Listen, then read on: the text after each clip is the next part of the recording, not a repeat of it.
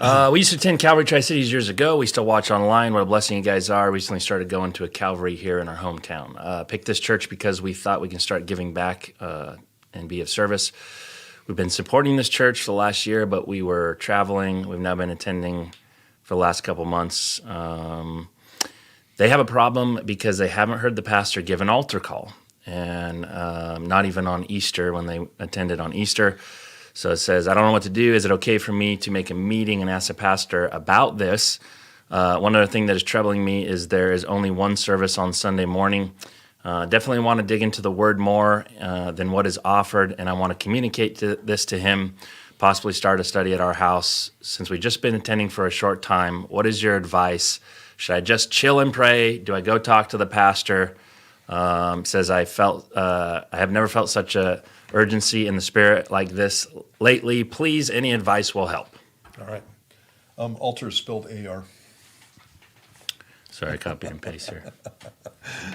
So that's my ADD coming out. I'm not even offended. I don't even. You're not. Yeah. Are you being critical right now? I kind of am. Okay, I'm fixing it. An altar call is, that's like I'm going to alter you.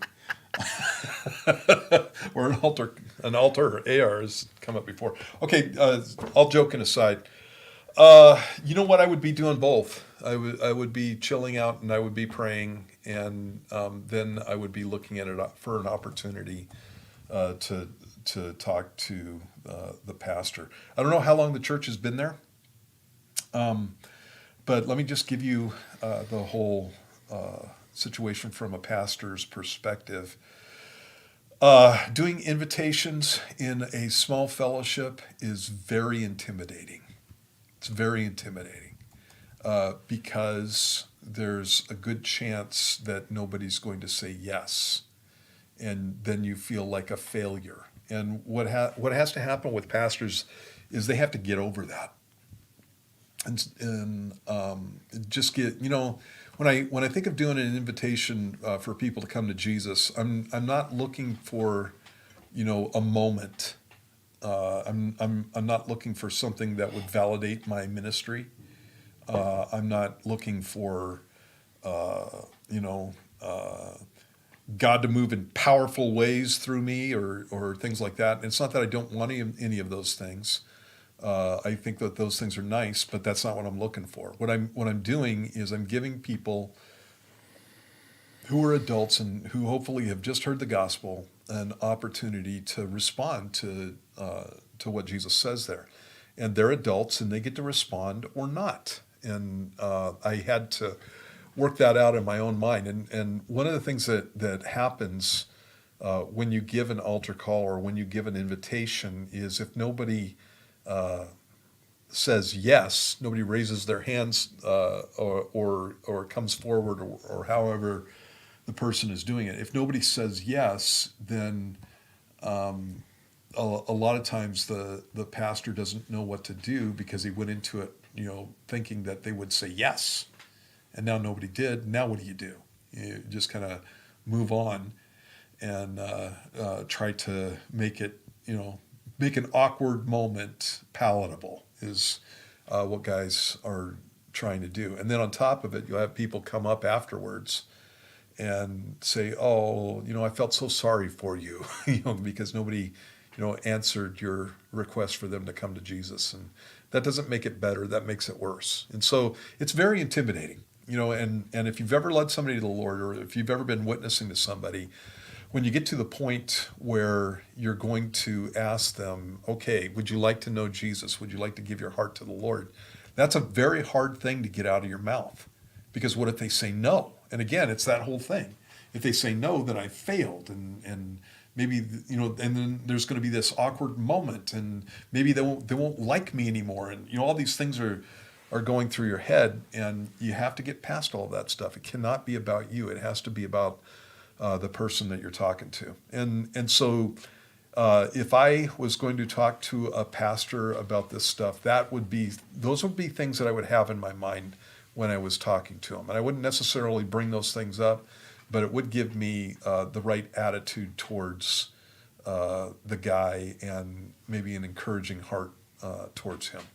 Not every pastor is an evangelist, but the Bible does say we're supposed to be doing the work of an evangelist. And so I understand your concern there. And especially if you've come from here, I do invitations routinely. And, for those of you guys who are listening in who don't go to church here.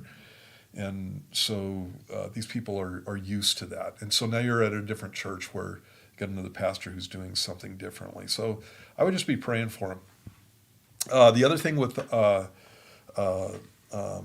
doing a home fellowship, again, it's like we have Bible studies that are going on all during the week. When I first started out, we were doing Sunday morning, and that was all. And actually, no, that was not all. I did a Sunday morning and I did a Wednesday night service. And that's what we started out with. And then I was asked to do a Sunday night service specifically. I was even asked to change the Wednesday night service so that certain people could come to a Thursday night. So for a long time, we had a Thursday night service. So I was never, I never had a problem with somebody saying, "Hey, I want more teaching." Right. Yeah, it's like, that's actually a nice thing, and so I wouldn't have a problem coming up to a pastor and saying, "Hey, I need more. Can we do a midweek or something like that?" And if he doesn't want to do that, then yeah, your proposal that maybe you do a home fellowship is a good one, and he may even tell you to do that.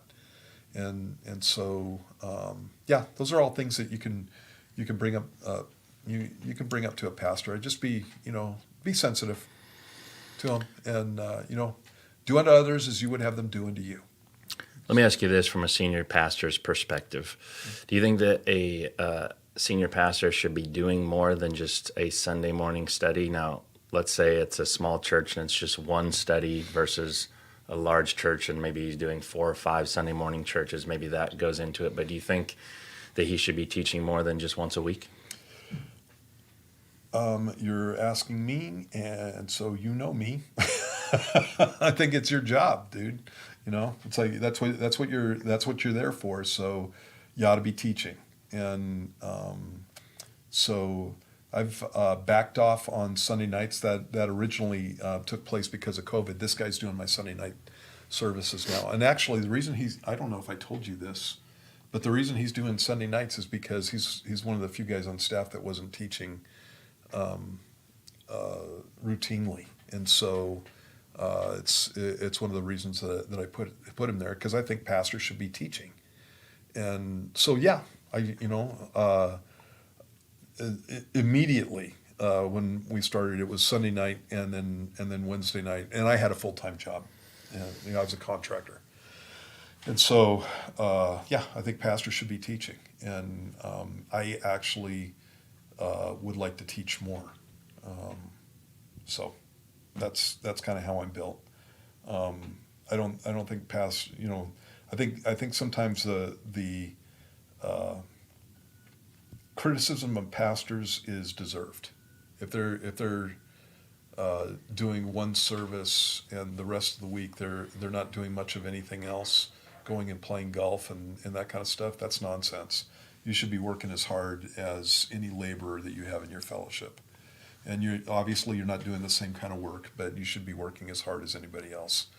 You should be down at the church 40 hours at least, if not more.